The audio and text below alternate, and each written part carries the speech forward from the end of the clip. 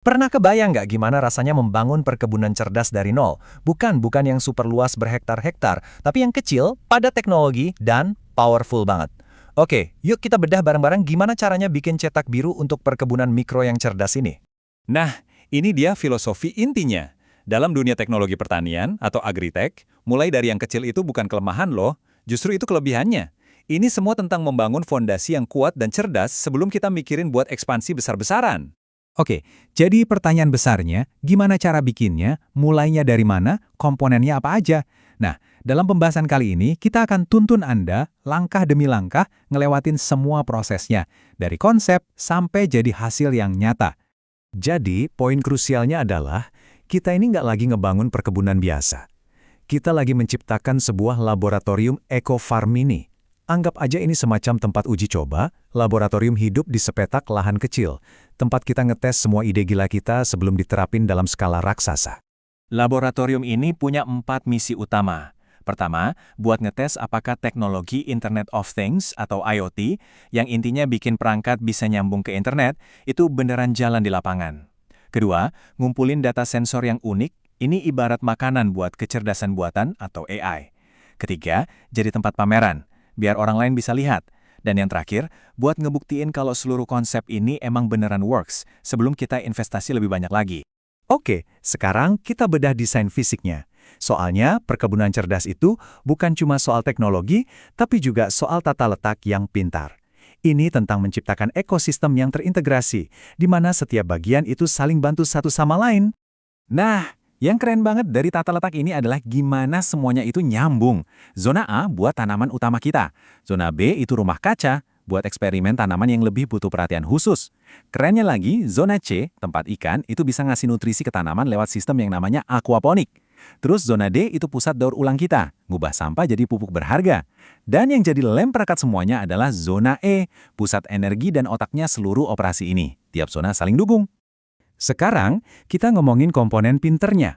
Kalau kita anggap perkebunan ini makhluk hidup, maka perangkat-perangkat IoT ini adalah sistem sarafnya, yang ngasih dia kemampuan buat ngerasain lingkungannya dan bereaksi secara otomatis. Terus, inderanya ini apa aja sih? Ada sensor tanah yang bisa ngerasa tanahnya lagi kering atau basah. Ada sensor lingkungan yang tahu suhu dan kelembapan udara. Dan ada juga sensor air yang mantau kondisi kolam ikan. Semua ini ngasih kita gambaran data yang super lengkap tentang kondisi kebun setiap detiknya. Dan ini nih, contoh paling gampang buat ngebayangin gimana sistem refleksnya bekerja. Jadi, sensor ngerasain tanahnya kering, sinyal langsung dikirim ke controller yang jadi otak kecilnya. Si otak ini terus mutusin buat nyalain pompa air, hasilnya air langsung dialirin secara efisien tanpa perlu kita turun tangan. Nah, inilah dasar dari pertanian cerdas. Oke, kita lanjut lagi ya. Karena pada akhirnya, panen yang paling berharga dari kebun ini mungkin bukan sayur atau ikannya loh, tapi datanya. Inilah yang kita sebut panen digital.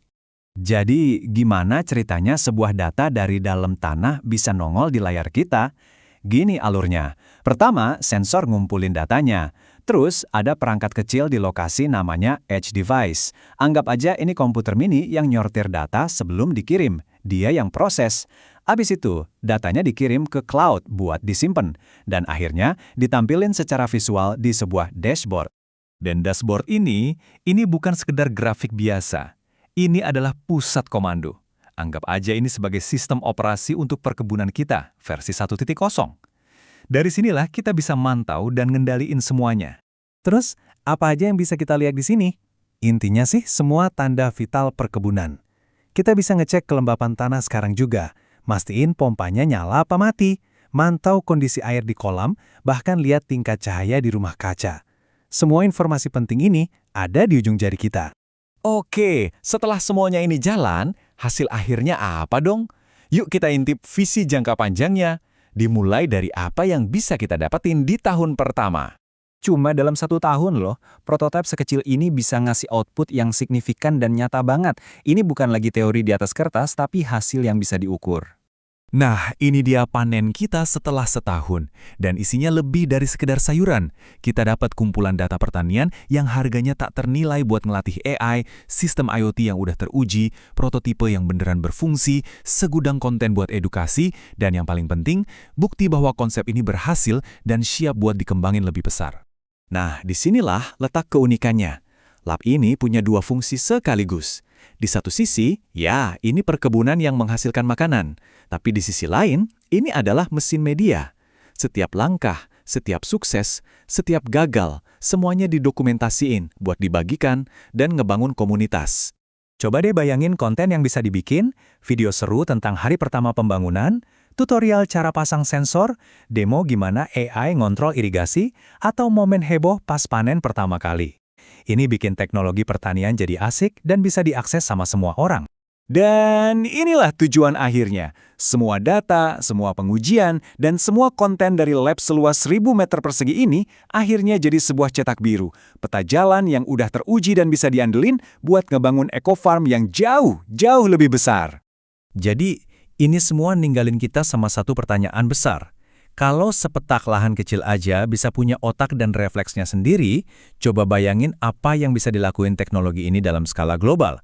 Apa artinya ini buat masa depan cara kita semua menanam makanan?